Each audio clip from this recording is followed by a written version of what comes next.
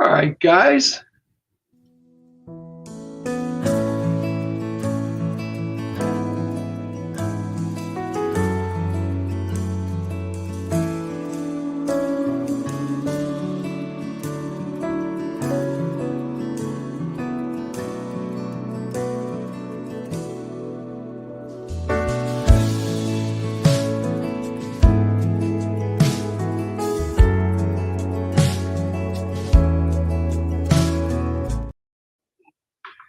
Hi, everyone. How you doing? Welcome to the Trim Radio Network, or trimradio.com. Christ God. This is a great show I love doing. It's Lifewalk with Christ God. Um, there's always going to be a time in your life that you make that decision, usually when you get older, when everything breaks down, when bad things happen, and then you realize, okay, I've tried everything else and I want to do something different. I want to do something new. Very interesting. And the reason I'm talking about this today is we're going to be reading from Ecclesiastes today. Now, Ecclesiastes is, nobody's really sure who wrote Ecclesiastes. We have theories that Solomon wrote it, and Solomon said it, and it was inspired by his words, his wisdom, and everything. But let's take a look at it. Ecclesiastes is a collective words of teacher or preacher, which is olaka, meaning that. And that doesn't mean I'm pronouncing that right. But the teacher is described as having been a king over Israel, in Jerusalem, and the son of David. Both of these mean that he was in the royal line of Judah. It's not further identified if it was actually Solomon that did this. He is not further identified, and while tradition identifies him with Solomon, it is appropriate to leave this cloak of anonymity in place. The repeated phrase, meaningless, warns us that life's rewards are uncertain and ultimately unsatisfying.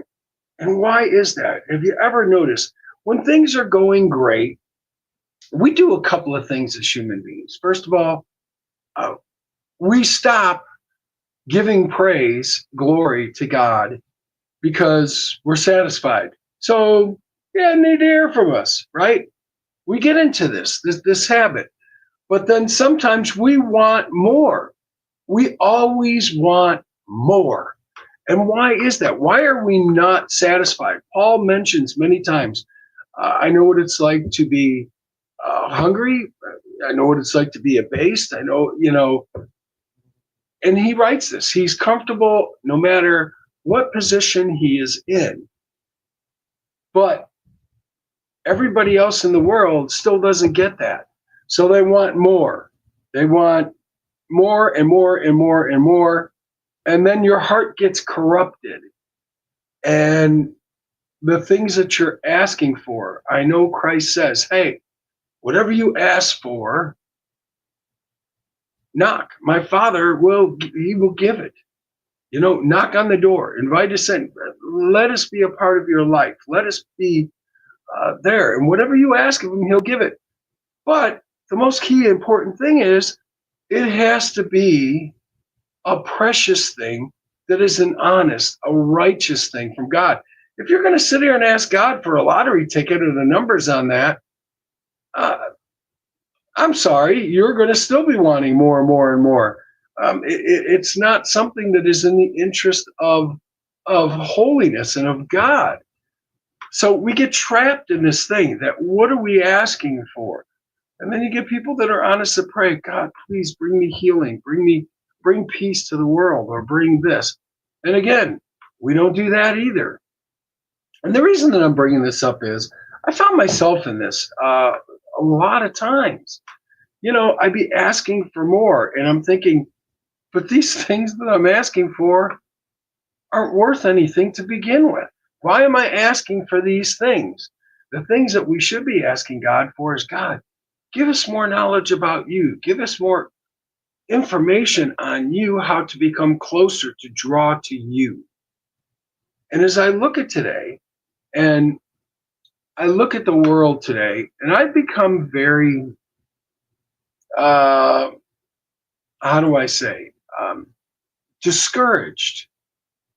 And this discouragement is really simply a frustration because everything that's going on, um, I don't know if you've noticed or not, but every video, there's some guy on there in this video. He's got some secret thing. Did you see the signs? Did you see this? Let me tell you what it is. And he's got all the answers. A regular guy. And he's got all the answers, and he's going to tell you what this means, what that means, and everything else, how these things are going to come true. Oh boy, we got to look out. The rapture's coming. It's going to happen on this day. Today being a perfect example. We went back to 2012. It was going to happen then. Then it was going to be back in Y2K, 2000. And before that, it was going to happen. According to all these people, filled with all this wisdom that all these people followed, the earth has come and gone like 5 times, 6 times in my lifetime. And God was clear. He was clear in Matthew. He said, listen, I don't know the date. I don't know the time. Only my Father knows that. That's it. But you will see me. I will come down, descending upon a cloud. You will hear the trumpet. Hey, be ready. That's it. There's your clue. That's as far as you're going to know. He gives you maybe another little clue that maybe when the figs are starting to blossom and bloom. That's it. He doesn't tell you anything. There is no secret here to find a date or a time for this. But everyone loves to get on the internet, and they love to get on the reels, and they love to get on this for attention for their own self. They're not doing it for the glory of God. They are doing it for themselves. And they're spreading these lies. They're spreading these untruths. They're spreading all this stuff that is not true.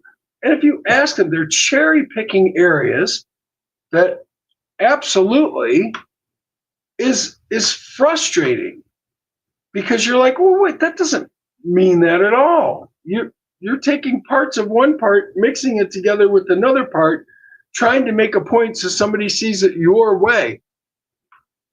It's one of the most selfish things that we can do, instead of just the way of the truth, which Christ has provided you, which God has provided you. And it's frustrating when you see this. All the time, all these people talking about, well, they got Charlie, they did this, they did that. You know, they set him up. It's the Mossad, it's this group, it's that group. Listen, we have some sick individuals in this world, and they took a good man's life. I didn't know the guy, but I'm going to tell you something. I've watched people in the last week gloat over his death.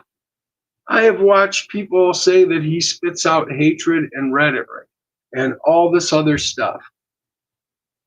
I did not know him. I've only seen a few things of him talking about the Bible, and the Word of God, and what he's saying in there. And people have to remember, the Bible is open to a lot of interpretation. A lot. I mean, how you see things, how I see things might not line up, but it still doesn't change the fact. Paul, Luke, Mark, John, Peter, Matthew, all the different books don't exactly line up together as far as word for word. It's all in their own perspectives, but the facts never change. That's the fact.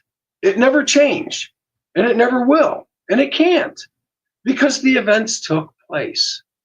So when you see these people on the internet, and when you see them out within the world, And everybody has this secret thing that props them up, that they know better than anybody else. And it's known, but they're going to share it with you. I laugh. I laugh because you know what? The book has been here. Oh my gosh. I mean, think about it. It's been over 3 continents: Asia, Africa, Europe, 3 different languages: Greek, Aramaic, and uh, Greek, Aramaic, and Latin, and written by over 40 people. I believe 39 of them were Jewish and 1 was not.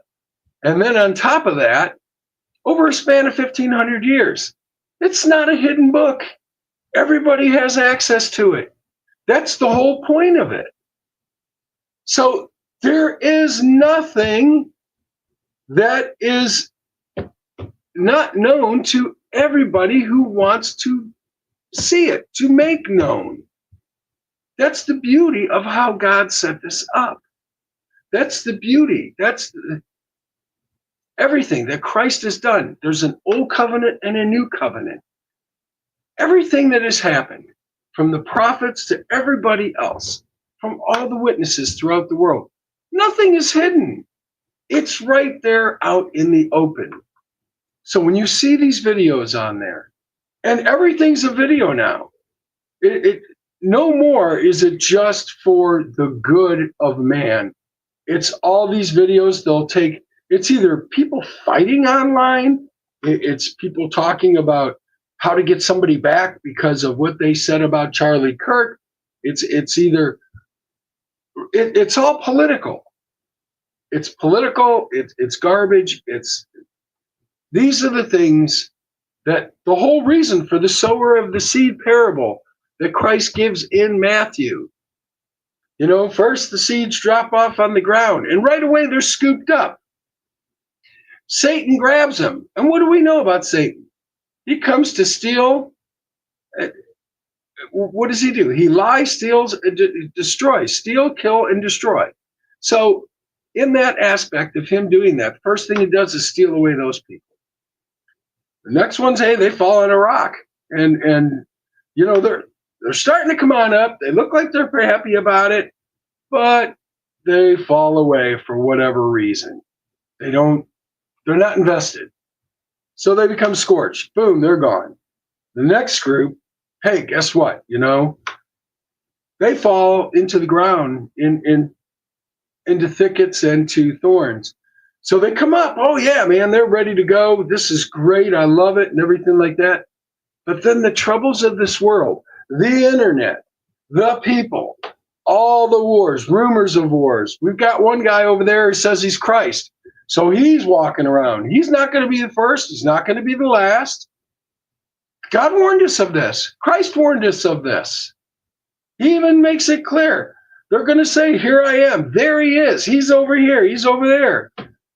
It's not true. He tells you how he's coming back. He makes it clear. But everybody seems to have forgotten that.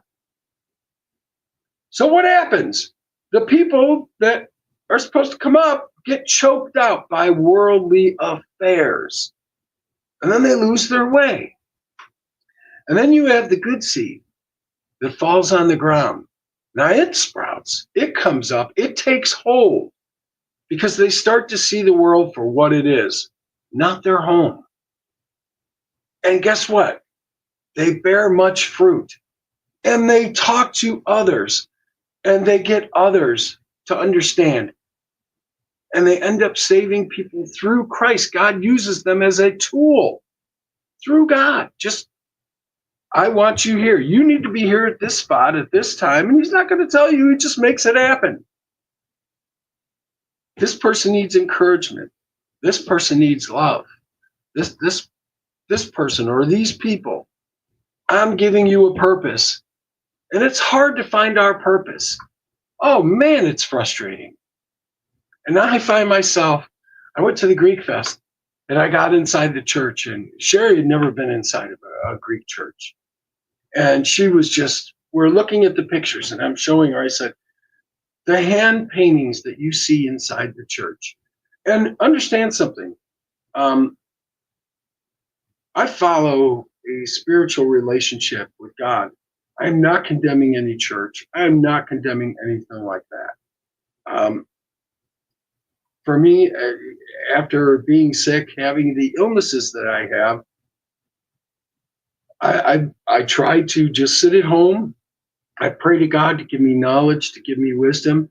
And a lot of times, if I can't find that knowledge or wisdom, or I have confusion, I have a brother who is in the church all the time. I'll ask him, or I'll ask the pastor, email him or whatever. I don't always get a response, but I'll do that. Either way, I will try to find the answers to the questions that I need answered. Because a lot of stuff is very, it's got all these different levels on what the interpretations can be. So it's hard to have that discernment. God gives us that. We know this because in the spiritual gifts that are given out, and it is Galatians uh, 12, where Paul is talking about the spiritual gifts and giving them out. It's amazing because it's still coming from the same spirit. It's still one spirit. But the wonderful thing about it is that we pray for information. We do this. So we're in this church, getting back to where I was. We're in this church. And Sherry is just, she goes, it's just beautiful in here. And she goes, you could just feel the wonderful, energy. And I said, absolutely. So as we're doing this and going through it, of course, they have the wonderful pictures, hand painted, beautiful artwork. I watched this church get built from the ground up since living here in South Carolina. I watched him putting the dome on this thing. Absolutely, it was mesmerizing just watching this and watching it come to fruition. And the beauty of it is that it has served Columbia well and helped people and been fantastic and just an asset to the community. It's a glimmer of hope. It's love. The same with all the churches out there. They build your hope. They build your faith. They build your love. Always within inside the church, you're always going to have maybe good, maybe bad, but that's it. But it's a foundation. And that's a good thing to build on in life. It's a foundation of Christ God. Anyway, as we're going through this, and I'm showing you the pictures, Jonah and the fish, we're showing up the pictures, the hand-painted pictures of the baptism of John. And you can see the detail as it's coming down. There's the dove coming down on John. And we leave, and I'm watching everybody. They're on their phones. They're watching videos. And you can't even get on Reels anymore because all these people have these things that they know about some secret inside information on God. New books now, the Book of Enoch, and it's not even a new book. It's an old book, Book of Enoch. Did you know it says this? Those things are distractions, okay? They're like horoscopes.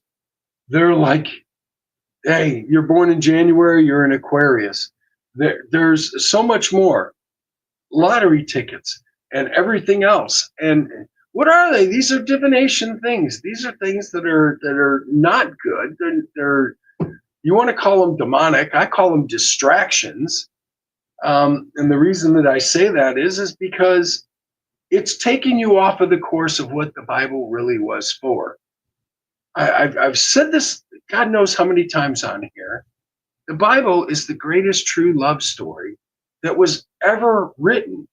And the word true cannot be emphasized enough. I've had people in my life that said, oh, God hates me. God's mad at me. I've had other people say, I don't think there is a God. I've had people say that, well, I don't understand why he let people get sick. There's this book. It's called the Bible. If you open it, if you read it, well, how come God says, thou shalt not commit murder, but yet he does? Why? God is just in everything he does. There is not, it's us, it's not him. We are the problem. And why? Because we do the same things over and over and over again throughout our entire existence, which is why I wanted to bring us to Ecclesiastes. So now that we got this all covered, you're going to see the repeated phrase, meaningless, meaningless. Everything is meaningless. Warns us that life's rewards are uncertain and ultimately unsatisfying. If we could come to grips with that thought process, just 1 second, then we could ask ourselves some real questions about us. I call it being able to look deep into the abyss, into the mirror, into yourself, and saying, what am I bringing to the table? Positive or negative? Doesn't matter what anybody else is doing. What about am I doing? That's the most important thing.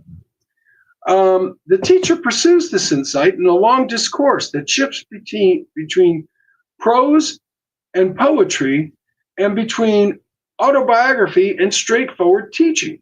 The book's observations and poses questions returning to themes like the wind, round and round it goes, ever returning on its course. Then the teacher said, what is crooked cannot be straightened. He reminds us that something wrong has intruded our world. Something wrong has intruded our world. Other than us, what intruded the world? What did Christ say? I watched him fall like lightning. Satan. We have that here. And Christ said, soon the prince of this world. He knows what he is. He's the dark prince of this world. He's got 3 things on his agenda: steal, kill, and destroy. And a lot of people said, well, why? Why does he want to do that? And why can't God forgive him? There's a couple great questions in there. First of all, why can't God forgive Satan? Why not? Well, looking at it, and of course, we can't always say that we're right, no matter what. Understand, our thinking is not on the same level as God's thinking. Our understanding is not the same level of his understanding. Our knowledge is not the same.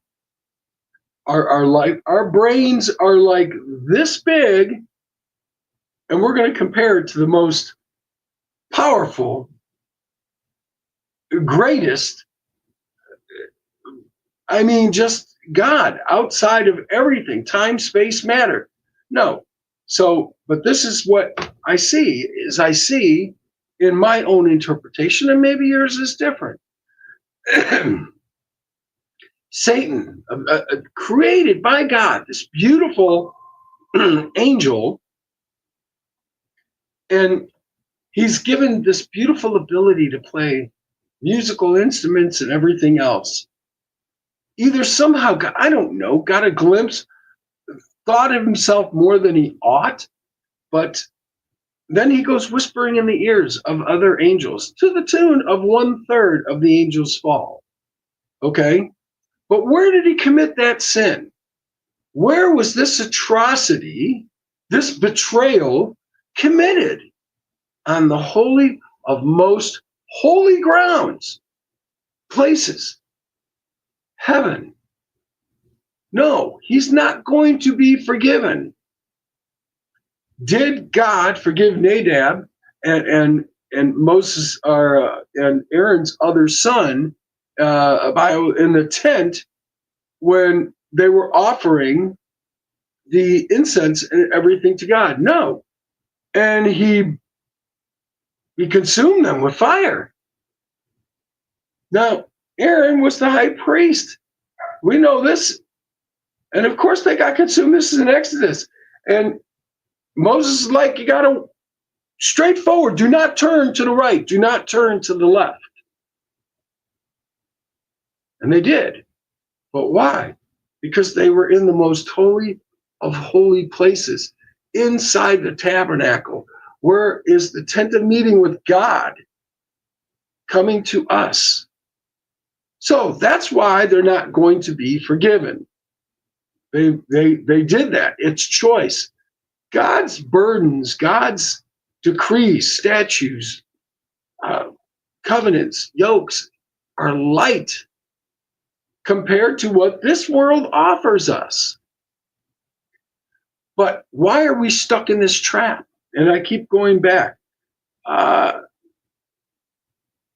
When the teacher says, what is crooked cannot be straightened. So we know what we have in this world, but why are we focused on here? Is it because we are here? Is it because we cannot see into the future and we cannot have hopes and dreams of a place that doesn't have all this garbage? Or is it the things that we have? Is it those things? You know, and people don't understand. I have a cross. It's a beautiful cross. It's wonderful. It's pretty. It's beautiful. It can't save me. It can't do a thing for me. It is just a symbol that I follow Jesus Christ. It has no power. It can't do a thing. Okay? There's nothing that it can do. Only Christ God can do that. That's it. This thing wields nothing. It's just my outward expression to others. I follow Jesus Christ, God Almighty. And maybe it'll bring up a conversation to somebody that doesn't, and they're curious about it. And there is my opening. There's my chance to do what God put me here, a purpose. And maybe that person's going through a lot. Maybe that person is struggling. But we have to be strong. We have to be courageous. We have to take those steps. Otherwise, we could walk away and something bad happens to that person we don't even know about. We could be like, okay, well, I knew nothing about it. But you're responsible about it because you have a job to do.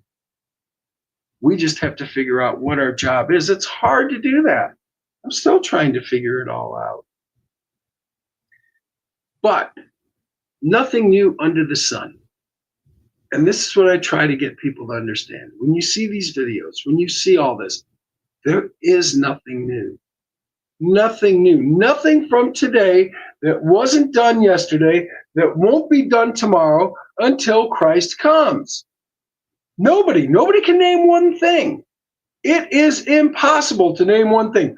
What is new from yesterday to today? Show me. Prove me wrong. Because there is nothing new. The only thing is the enhancement of evil. Okay? But the good is always here. The good is never changing because it's love, it's hope, it's faith. These things, whatever is lovely, whatever is admirable, whatever is beautiful, whatever is admirable. I mean, if you look at all these things, those things are a solid foundation. They don't change. Evil is an ever-growing pill of just poison that will come up with new, crafty, scheming ways of deceiving people. So let's get into it now. And of course, the teacher, however, does not tell us about God's attempts at straightening the world. He is content to say that God is the sovereign over all things, and it is our duty to follow his ways for living, since God will bring every deed into judgment. That's it. That's the thing that we have to be prepared for. We have to understand that everything that you do, the least stroke of a pen, anything that you say, every single thing that we do, we have to be prepared because we will give an answer. You might not think we won't, but we should. Look at the way we've lived our lives. I'm horrified going back now, looking back over my life and looking at the way I lived it, compared to the way that I'm trying to correct all that. I'm mourning for the mistakes that I made and asking for repentance for those mistakes. And I'm not mourning my the death of somebody. I'm mourning my sin because I know I've done it. So the only thing that I could do is ask for forgiveness. It doesn't guarantee he's going to give forgiveness. We have to be better. We have to walk. We have to be better. Well, let's get into this so that we can move on, because this is really cool, and I just love this part. Ecclesiastes chapter 1. The words of the teacher, son of David, king in Jerusalem. Meaningless, says the teacher, utterly meaningless. Everything is meaningless. What do people gain from all their labors at which they toil under the sun? Generations come and generations go, but the earth remains forever. The sun rises and the sun sets and hurries back to where it rises. The wind blows to the south and turns to the north. Round and round it goes, ever returning on its course. All streams flow into the sea, yet the sea is never full. To the place the streams come from, there they return again. All things are wearisome, more than one can say. The eye never has enough of seeing, nor the ear its fill of hearing. What has been will be again. What has been done will be done again. There is nothing new under the sun. Is there anything of which one can say, look, this is something new? It was here already long ago. It was here before our time. No one remembers the former generations, and even those yet to come will not be remembered by those who follow them. I, the teacher, was king over Israel in Jerusalem. I applied my mind to study and to explore by wisdom all that is done under the heavens. What a heavy burden God has laid on mankind. I have seen all the things that are done under the sun. All of them are meaningless, a chasing after the wind. What is crooked cannot be straightened. What is lacking cannot be counted. I said to myself, look, I have increased in wisdom more than anyone who has ruled over Jerusalem before me. I have experienced much wisdom and knowledge. Then I applied myself to the understanding of wisdom and also of madness and folly. But I learned that this too is a chasing after the wind. For with much wisdom comes much sorrow. The more knowledge, the more grief. And why is that? What is he telling us? The smarter that we get, given wisdom that God gives us as an age and everything else, then you realize this is not where you want to be anyway, because nothing's going to change. Look at the politics today. Look at all the distractions today. I mean, what does it really do for you? How has it been beneficial at all? These people are no different than the Pharisees, the Sadducees, the Sanhedrin. They're crooked, okay? They're crooked. And day after day, and I look at it too, he's also talking about us. When he says, the streams go on over and they fill the oceans and they never have enough. That's like us. We never have enough. We never have any of this. And what a heavy burden that God has laid upon mankind. I have seen all the things that are done under the sun. All of them are meaningless. a chasing after the wind. And that's because nothing will change. It's up to us to decide what to change in life, where we stand. There's only two sides to this. That's it. Follow God, don't follow God, and that ends up in a bad result. I mean, it's a choice. We have a choice. It's called free will, but nothing really is different. I mean, Solomon, you have to understand, didn't ask for gold. Solomon didn't ask for money. Solomon didn't ask for any type of riches at all. He didn't ask for slaves. He didn't ask for lambs, goats, sheep, or anything. He asked God for one thing: give me knowledge. Let me learn you. Give me knowledge. And of course, he ended up the richest out of anyone because God said, because you have asked for knowledge and not for personal gain, not for anything that is crooked, he was blessed beyond all his imagination. But it still didn't change the fact that nothing done yesterday, today, or tomorrow will ever be different. There's still crookedness in the world. There's still all these things that we have to face until we come to the conclusion that this is not our home. It's not. It was never meant to be. We saw this. This was mapped out a long time ago. I mean, God is perfect. He knew all of this. If he knows all things like he says, and he does, like I believe, inside of space, time, space, and matter. He's in, out of it, around it, through it, and everything else. He knew all this. He knew exactly how this is going to go down.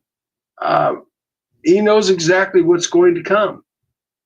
And why? So that we're prepared. So that when we get to the promised land that God has promised us in heaven, that we're worthy to walk on the most holy of holy grounds. That we are worthy to be around God. That's the whole point of all this. So we look at this and I see this. It's absolutely incredible. But I love his wisdom on it. And I love how this goes. So let's go on to the next one. Grief. Ecclesiastes 2. I said to myself, come now, I will test you with pleasure to find out what is good. But that also proved to be meaningless. Laughter, I said, is madness. And what does pleasure accomplish? I tried cheering myself with wine and embracing folly, my mind still guiding me with wisdom. I wanted to see what was good for people to do under the heavens during the few days of their lives. I undertook great projects. I built houses for myself and planted vineyards. I made gardens and parks and planted all kinds of fruit trees in them. I made reservoirs to water groves of flourishing trees.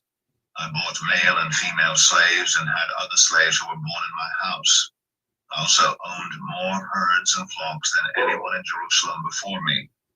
I amassed silver and gold for myself and the treasure of kings and provinces.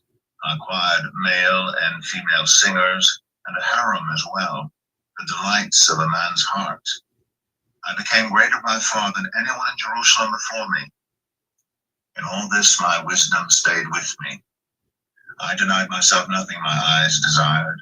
I refused to my heart no pleasure. My heart took delight in all my labor, and this was the reward for all my toil. Yet when I surveyed all that my hands had done and what I had toiled to achieve, everything was meaningless, a chasing after the wind. Nothing was gained under the sun. All these things, and he was still not happy. Oh, I mean, he had it all. You heard him. He had it all. He chased it all. He delighted in it all. But guess what? There still wasn't enough. It still wasn't enough. And in the end, those things that he has, who's he going to leave them to? Can he guarantee that the things that he has, and when he is gone, they're going to go into somebody's hands that's going to do good, or are they going to end up in somebody's hands who does evil? Are they going to be used for good? Is it going to be used for evil? Are they going to?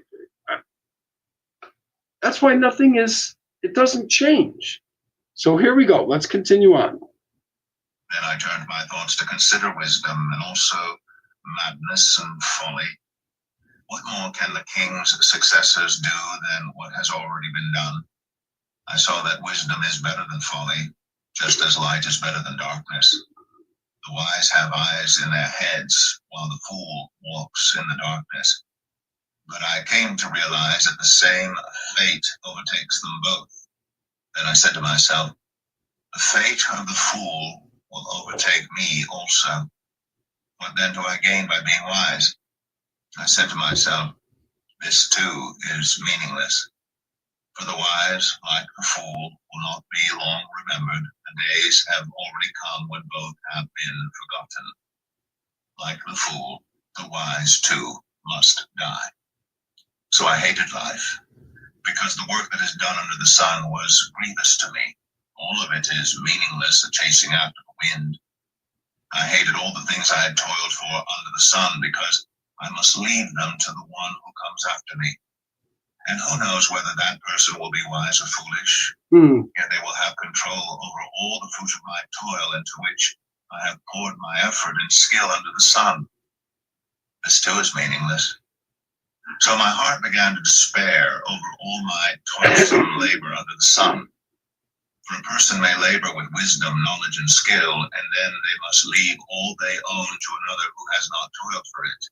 This too is meaningless and a great misfortune. What do people get for all the toil and anxious striving with which they labor under the sun? All their days, their work is grief and pain. Even at night, their minds do not rest. This too is meaningless. And you can understand, and of course, Solomon was so wise. People came throughout all the regions, throughout all the world, to sit and talk with him. They're bringing him gifts because of his knowledge. And he's absolutely right. Going back to it, he was absolutely right. Everything that I've done, it's not going to be remembered that it was done by me, number one. I'll be here and I'll be gone. And who knows how long this stuff will last? Is it going to be somebody that's going to take care of it anyway? It's things. It's worthless anyhow. And I worked hard for it. I toiled for it. I've got nothing but anxiety here. I can't sleep at night. I mean, this is us. This is what we're going through today. We have so many mental health problems. We have so many people that are anxious. They don't sleep at night. Guess what? I don't sleep at night. I could tell you, you're going to pass away. We all are. Good, bad, you're going to pass away. And you know what? For the first month, people will be mourning. After 6 months, they'll have maybe a get-together. After a year and a half, maybe they'll have some type of a reunion or whatever. And then after about 5 years, they'll forget unless somebody else comes along and reminds them, hey, you remember this? And why are they reminding them? Well, for gain, for something else. They killed him and he was innocent and they did this. But really ask yourself, if you passed on, how many people are going to carry on your memory are going to remember you and love you and pass it on. The next generation won't. You're gone. Uh, it's you're gone. Your time was here. Your time was up. The mark that you left is not a mark that stays here. You could try to do everything right and you could get everything wrong. You could do everything wrong and get everything right. It just, it's meaningless. He's right. And it's frustrating. And you're going to have all this anxiety and everything. Don't be anxious for anything. Just don't be anxious for anything. I've gotten to that point in life that I'd sit here and I was worried about every single thing. I was panicked. And I deal with panic attacks, depression, stress. I am bipolar. Uh, and then I just was like, it's not going to do me a bit of good. It's not going to do a thing. And all these things here, who cares? They're just things. I mean, there's really nothing new. And the events that happened in this time have already happened back then. And back then, they're happening again now. You would think people would learn. They're not going to learn. Okay? You choose to better yourself by following God, by being obedient, by observing his statutes, his decrees. It's when we make our own choices and our own mistakes. I mean, we're our own worst enemies. We always have been, which is terrible. Okay, so here we go.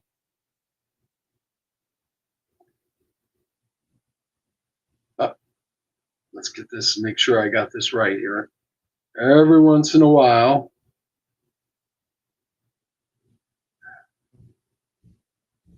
So let's get right back into it, and here we go. Satisfaction in their own toil. This too I see is from the hand of God, for without him who can eat or find enjoyment? To the person who pleases him, God gives wisdom, knowledge, and happiness. But to the sinner, he gives the task of gathering and storing up wealth to hand it over to the one who pleases God. This too is meaningless, a chasing after the wind. Ecclesiastes 3. There is a time for everything, and a season for every activity under the heavens, a time to be born and a time to die, a time to plant and a time to uproot, a time to kill and a time to heal, a time to tear down and a time to build, a time to weep and a time to laugh, a time to mourn and a time to dance, a time to scatter stones and a time to gather them, a time to embrace and a time to refrain from embracing, a time to search and a time to give up, a time to keep and a time to throw away, a time to tear and a time to mend, a time to be silent and a time to speak, a time to love and a time to hate, a time for war and a time for peace. What do workers gain from their toil? I have seen the burden God has laid on the human race. He has made everything beautiful in its time. He's also set eternity in the human heart. Yet no one can fathom what God has done from beginning to end. I know that there's nothing better for people than to be happy and to do good while they live, that each of them may eat and drink and find satisfaction in all their toil. This is the gift of God. I know that everything God does will endure forever. Nothing can be added to it and nothing taken from it. God does it so that people will fear him. Whatever is has already been, and what will be has been before, and God will call the past to account. And I saw something else under the sun. In the place of judgment, wickedness was there. In the place of justice, wickedness was there. I said to myself, God will bring into judgment both the righteous and the wicked, for there will be a time for every activity, a time to judge every deed. I also said to myself, As for humans, God tests them so that they may see that they are like the animals. Surely the fate of human beings is like that of the animals. The same fate awaits them both. As one dies, so dies the other. All have the same breath. Humans have no advantage over animals. Everything is meaningless. All go to the same place. All come from dust, and to dust all return. Who knows if the human spirit rises upward and if the spirit of the animal goes down into the earth? So I saw that there is nothing better for a person than to enjoy their work, because that is their lot. For who can bring them to see what will happen after them? And you can see that Solomon is filled with much sorrow, probably depressed, I can only assume, and everything else, because he has a true grasp of this reality of, and everything that he's saying, a time to do this, a time to do that, a time to refrain, a time to do this, it's all the same. It will always be the same. We try to live the best lives that we can, obedient to God, obedient to Christ. Live with the statutes, commands, decrees that he has set forth for us to do. Make your very best effort, and every day try to pass that effort and keep going.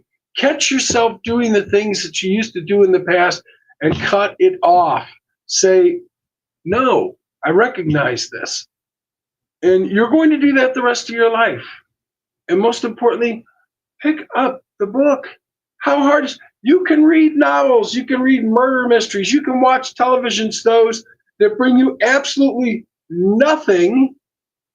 They bring nothing, no knowledge to you. They don't bring anything to the table. Or you can read a God-inspired living word that he has provided you, a basic instruction before leaving earth.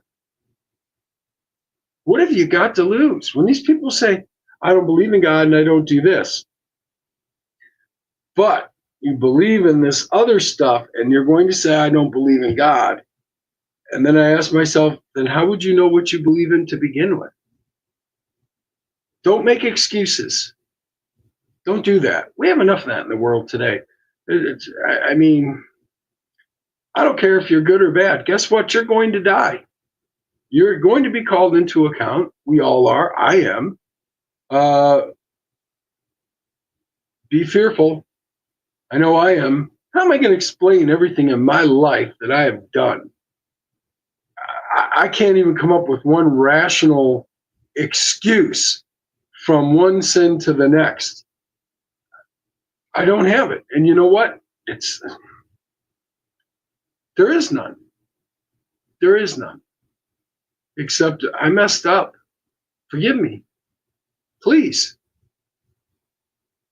I told you, the biggest fear that you can have in this world is Christ God saying, I never knew you.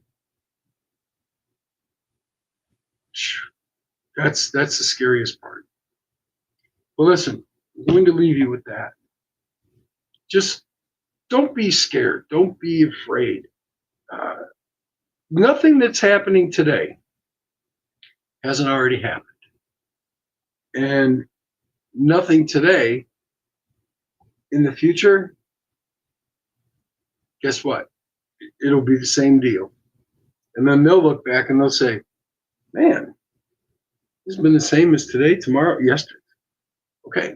The only thing is the most stable thing from today, tomorrow, or yesterday is Christ. He doesn't change.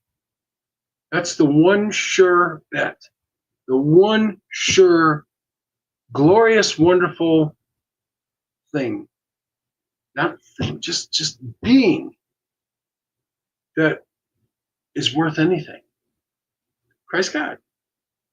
With that, God bless. I wish you all a great week. Relax.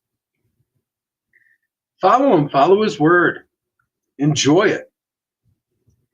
Like I said, it's the greatest love story in the world. It absolutely is. There's nothing that compares to it. And I enjoy it. I enjoy it every day. So